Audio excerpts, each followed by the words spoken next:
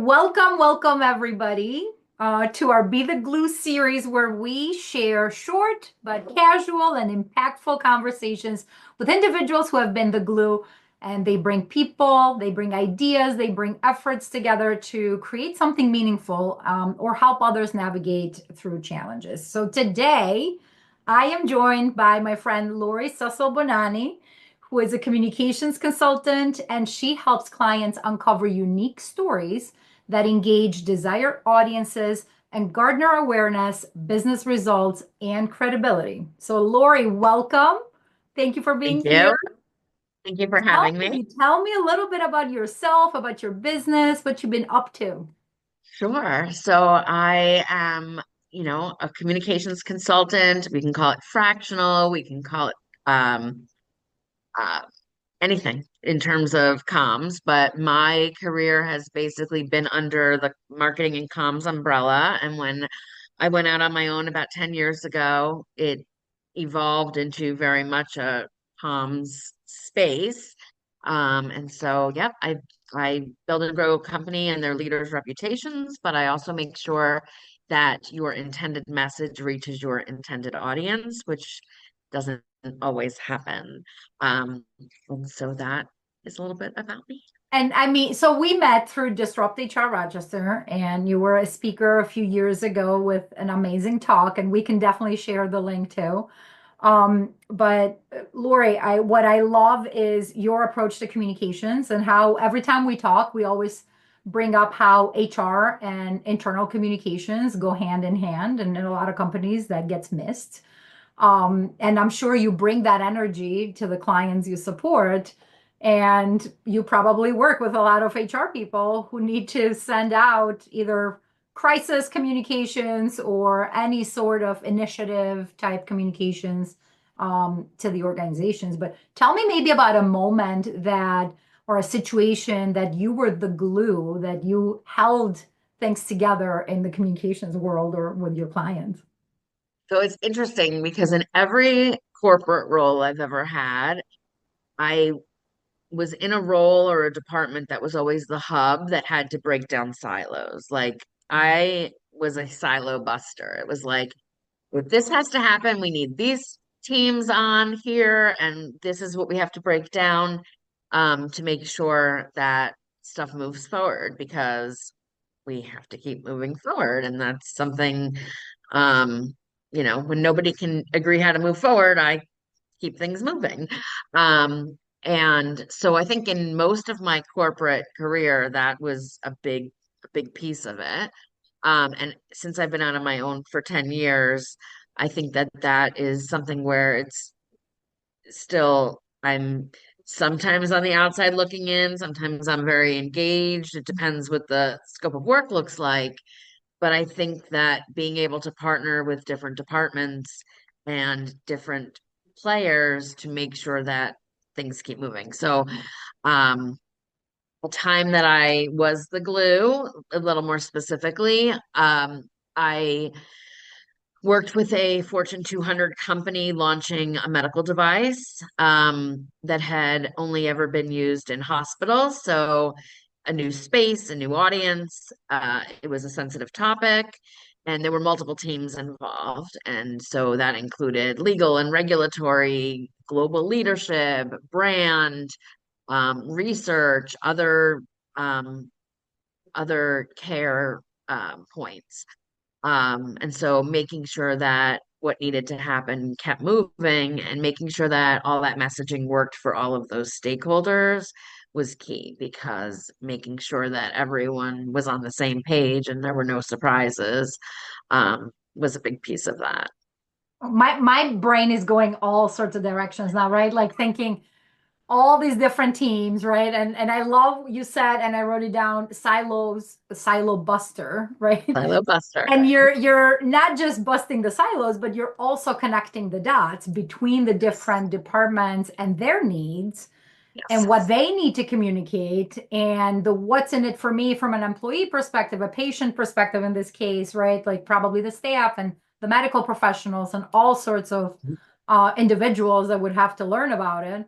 But I bet there were plenty of challenges in that. And what were maybe some challenges you want to share that you experienced, and how did you navigate that? Like, how did you go through that? So one, it was a risk averse environment, and also there was while it was such a big company, this was a smaller division, and so it had never been done in that division before. And so there were many stakeholders, and obviously, like we talked about, there were different goals. And in terms of the messaging for the audiences, I talk about this all the time. Your intended message for your intended audience, we don't just have one audience, and it's not a one size fits all message. So making sure that that language works for, and in this case, medical professionals, consumers, caregivers, anyone working with a different disease state that might be complementary. What does that all look like? So I was someone who helped translate across teams and staying focused to the final goal that was, what were the goalposts, but also removing that friction, right? Like, oh well, this isn't a priority. I can push that off. Well, no, we can't push it off because I know a window that legal has to look at it, or let's just get on a call or something like that. And that was I think I wasn't the loudest voice, but I was the one keeping the train on the track and making sure that you had the teams asking the right questions and just making sure that we're getting closer to the end goal. Yeah, yeah. And the project management skills come along with that because you A have hundred. so many different deliverables and different time frames, and keeping everybody and being that glue that connects all those pieces together, it's really important. What were maybe some like impact, or maybe the impact that you noticed that the communications had, or the collaboration that this brought? What lessons maybe did you take away? Um, well, one piece of it is that everything got internal buy-in and moved forward. So that is a clear win. I think the different teams were supported and aligned because of that work. Um, and I know from feedback that I was like a point of calm and consistency in a very complex environment. And it just reinforced that strong internal communication makes a successful external comms focus possible. So, are you using any of these lessons today? Always. That was a trick question. I knew the answer was going to be yes. And I think a big takeaway is like you don't have to fix everything. I think being reliable is always good, knowing, but also understanding where everyone is coming from. What are their priorities at that moment? Or what is a potential crisis? Because I can't fix a crisis while I'm flying the plane. And so I need to have that in there and making sure that, any of that complexity is broken down with clear communication, but also, what do you need to say clearly, quickly, and with confidence? And making sure that all these stakeholders are aligned. And I think that sometimes communications is sort of seen as an afterthought, which is a very large discussion in the industry, when in fact, you know, comms is sometimes brought in to fix the problems that may not have happened had they been involved in the beginning. But I think that aligning people internally before anything goes public is a very big piece of that. And that's where I think HR, not for this particular case, but for most, for this audience, aligning people before anything goes public is really important. And that's where HR and comms are go hand in hand. Yeah, yeah. And what would be maybe some advice that you could give to either someone in like a similar situation, or maybe to HR professionals who are also kind of internal communicators, right? Not every company has an internal communications department, right? And they hire people like you to come Yep, in and support. But a lot of times HR people find themselves doing it all, right? Doing the yep, communications and the rollout and the mhm, implementation and then the follow-up and all the stuff that yep. comes with initiative and change management.